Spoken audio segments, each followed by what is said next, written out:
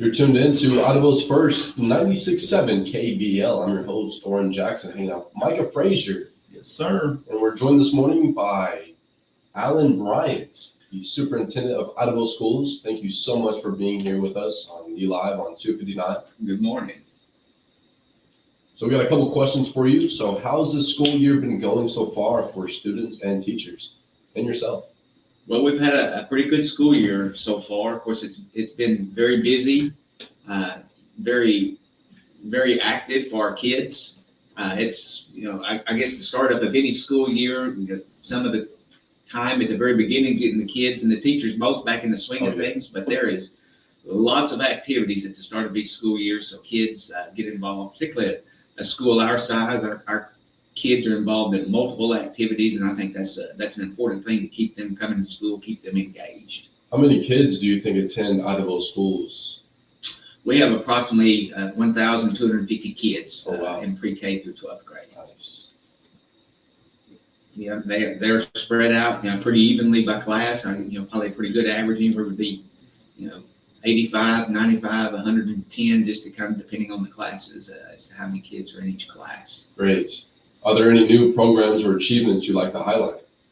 Well, of course, we just got finished with a big week for ag, with the McCurtain County Fair and our ag program and 4-H program that feeds into our ag program did an amazing job.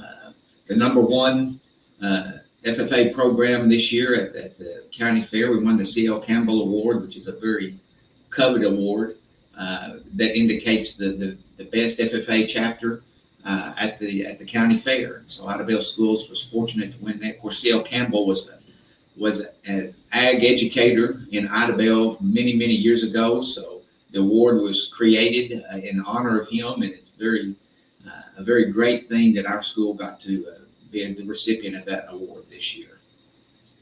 We had probably, I don't know how many entries we had in the fair this year, but we had over 30 kids make the sale order lineup with their animals this year from Idabel. So a great year for ag for us. That's nice. How would, somebody like me, I was never into ag or anything. Like, if anybody's listening that maybe don't know who to ask or don't know where to start, how can they get active into like the ag and stuff, or just anything in that? Yeah.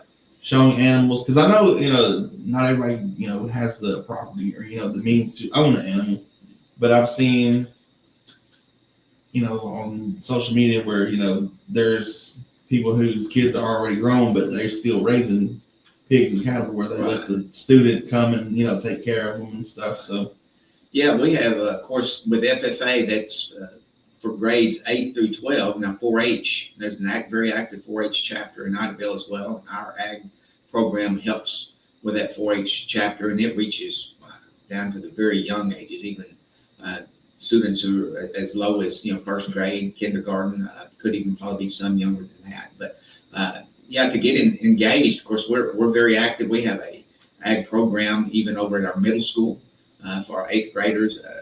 Getting in touch with our ag teachers. We have 3 that serve our school: Brandon McClure, Dustin Clarity, and Maddie Wine. She's one of our new educators this year, and they're all very active. Love kids, take them on all kinds of activities and trips. You don't have to show an animal to be an ag. I mean, that's just a small part of it.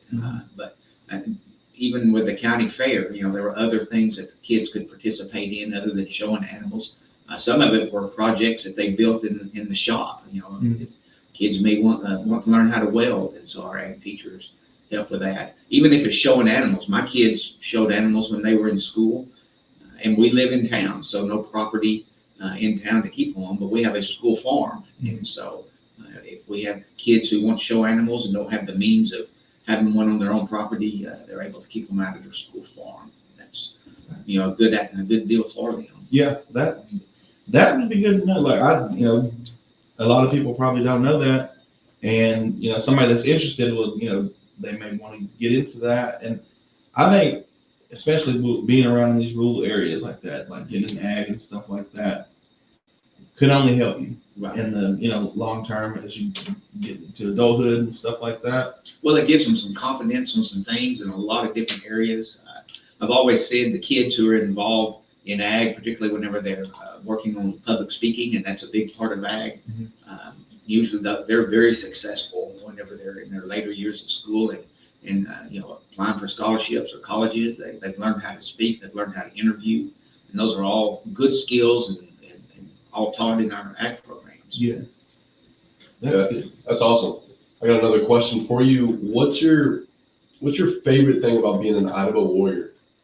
Well, I think the camaraderie that we have, we always talk, and even I refer back to graduation each year whenever I might give just a short address to our seniors, but it's the students see themselves as warriors, and one of the comments that we always make, once you're a warrior, you're always a warrior, and so that's the way our kids see themselves. We're warriors, we're a family, we're a team, we defend one another, and a warrior is not necessarily someone who's going to war, but you're going to have someone else's back, and so we have that unity with one another. All of our students seem to have that. We have just a couple of examples of what we do. This past week, our football team and cheerleaders, some of them went down to our elementary school, Primary South, to be there to unload students as they were getting out of the car in the morning. And, our young kids were just so fired up to see, the football team and the cheerleaders there. We have had our cross-country team out to do that. And so it's a good deal for our young kids to see that, but it's also a good deal for our kids who are in high school to get to participate in that and see, that they are role models and that they need to live their lives in such a way because the younger kids are looking at them. And so I need to live my life in a way that I'm going to present a good image. And so as a warrior, what kind of image do I want to portray? And that's one that we are a unified school. We support one another. We're active with one another, and it's just like a big family. The high school boys, they may or may not know how big that is for the little kids to see them. And, I remember being a little kid and my older cousins were playing football. Right. And, it was going on the field after that and, looking at their helmet like, oh, man, you're superheroes to them. Yeah, that's right. And, you get to see them, get dropped off at school and stuff. It's a big deal. My senior year, we did that in Broken Bow. And like a year later, I met, I think I was working with her. She's like, hey, you're that guy that went and read to my son last year. Yeah. And she brought a picture, whatever, and it was me holding the book and, all her class, kids' class. But he was like, yeah, I remember you. Like, you're the one that was reading to my kids. It's like, yeah, the little kids, getting them involved and, just showing them just being nice to them, just giving them that, superhero treatment, just. Well, we're all going to influence kids. We all, it can be in a positive way or a negative way. Yeah. We're so fortunate, I think, here in Idabel that the vast majority of our students are going to influence in a positive way, and they want to, and they enjoy doing that. I don't think there's any better feeling than, seeing the smile, even, especially if they don't know you, but they, to them, like I said, you're a superhero. You got the jersey on, or, the cheerleading outfit. Mm-hmm. And like you said, it could be positive or negative. You always want it to be positive. Right. Absolutely. How do you balance school, sports, and other activities being the Idabel Warriors superintendent? Well, I think you have to be well-rounded. The several years that I spent as a high school principal before I moved into this role, I would encourage any of our new kids coming in as freshmen, find things to get involved in. Involve yourself in as many things as you can, because that's where you're going to build a lot of your memories from. Of course, I remember school back in the dark ages when I was in school, and sometimes I'll go home for a reunion. And we're not talking about what our essay was about in our English 3 class. We're talking about those activities that we were involved in together and those friendships. So my encouragement is to always get involved in as much as you can. You need to be well-rounded. You don't know what you're going to do whenever you get out of school. At least most kids don't. They're learning that. But if you're well-rounded, you try different things. Don't worry about failing. You're going to find places where you fit in and you want to be and things you enjoy doing. So it is a balance. We're there for school. We're there for academic achievement. Of course, we're measured on that. We want our kids to be successful academically when they leave school. That's our role. But we're not all about just the bookwork. It's about building that whole child, helping them learn how to be successful in many aspects of life. And it takes athletics, academics, any type of extracurricular activity. Our band is fantastic. I've already talked about our ag program. We're rebuilding vocal music. I could go on and on about the different activities that could be in, and also service organizations. Really encourage our kids to get involved in those, working with local community service groups such as the Kiwanis Club. There's a school equivalent, Key Club. We want kids involved in that. Same thing with Lions Club. There's a Leo Club for those kids, and it's just to learn service, community service. If you're going to be part of a community, you need to be responsible in it and work in that community to make it better.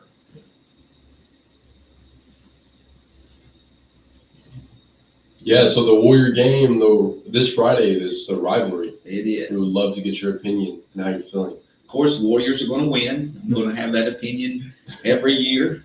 It's just the way it is. But it's always going to be a rivalry. Yeah. It doesn't matter if one team's up and the other team's down. It's going to be a fight. And I mean that in a good way on the field. Our kids enjoy the rivalry. We get into that rivalry all across our district. Rivalry week. There's different things the kids are doing, dress-up days. Yesterday was mathlete versus athlete, and it was interesting when I was over at high school some yesterday to see the way some of our kids and the way our teachers were dressed. You could tell which ones felt they were mathletes or athletes. One of our new coaches, he was dressed as a mathlete. It's really fun to see that, and our teachers really get engaged with our kids in that. So rivalry week is about building those memories. It's fun, but it's also to get fired up for that game on Friday night. Of course, we're fortunate it's here this year. Yeah. And looking forward to hosting Broken Bow over here. Yeah, and that's at 7:30. It's at 7:30 on Friday night. Yes, sir. Everybody come on out and support the Warriors. If you're listening to Broken Bow, come support the Savages. Support the concession stand. Everything goes into, like I said, it's a community. Home games, the home team, it's all about helping out the community, helping out the students, the schools. So just come on, get you some popcorn. And to go back to, I just thought of one, you were talking about getting kids active, just get into something. I would encourage, any kids listening, if parents, if you're listening and, you got kids involved in ag or anything that, just be inviting. If somebody's interested in it, but, they're kind of timid about it, hey, bring them, be welcoming, I noticed a lot of that. I do the Choctaw chanting for the AIOIC in Broken Bow. Right. And we've had students come in and they're not too sure. And so I'm always, it's not just for native students. If you're interested, we'd love to have you. And you don't even have to go to Broken Bow. It's just something I do. And we've had a lot of students just come in. Once, the first couple come in, I was like, this isn't football where you have to do it right. You have, anything like that. It's just, if you want to be here, we want you here. And, I'm going to make it fun. It's going to, and also there's the socializing, it's after school. They can, they get breaks here and there. It's an hour after school once every week or every 2 weeks. Right. But it's something, we may do something on the weekend where they perform or something. And, then they have, that gives them a reason I think in November, we're going up to Choctaw Landing to perform up there. That gives them a Saturday that, hey, all my friends are going to be up there. They have so much stuff up there, the cornhole and all that stuff, the little play area. So I would encourage everybody just to be inviting, no matter what, even if you don't know the kid, invite them over and, if they're interested, just be welcoming, because that takes a lot to get out of somebody, get out of their shell. Yeah, that's right. Get out of your shell, get out of your comfort zone. Yeah. Learn something new. Absolutely. instead of, forcing, rushing them back into the shed. Like, hey, invite them back. Tell them it's okay. Tell them, hey, I was new to, just. And have fun with it. Yeah, have fun. Absolutely. Again, if you can't make it to the Idabel Warrior game this Friday, we're going to be broadcasting it on 96.7 FM. So tune in 7:30. And yeah, thank you so much, Alan Bryant, for joining us this morning. Is there anything you want to tell the listeners before you head off? Well, thank you for having me here. And again, just to reiterate, hey, come out and watch the game on Friday night. Support the kids. Be involved. Be a great Idabel Warrior supporter. If you're coming over from Broken Bow, we encourage you to come as well. We really want to put on a good show and have an enjoyable time for everyone who's there. Yeah, and even the fans, the parents, they get into it. Idabel scores, they, hooping and hollering, the cowbells and all that stuff. And then when Broken Bow score, it's a fun environment. It is. But we want to keep it safe. It's all in good fun. Whoever wins, that's why they call it a rivalry. That's right. It just, it goes both ways here and there. Everybody come on out. We will have Superintendent Bryant every second Tuesday, I believe. That's correct. Of every month.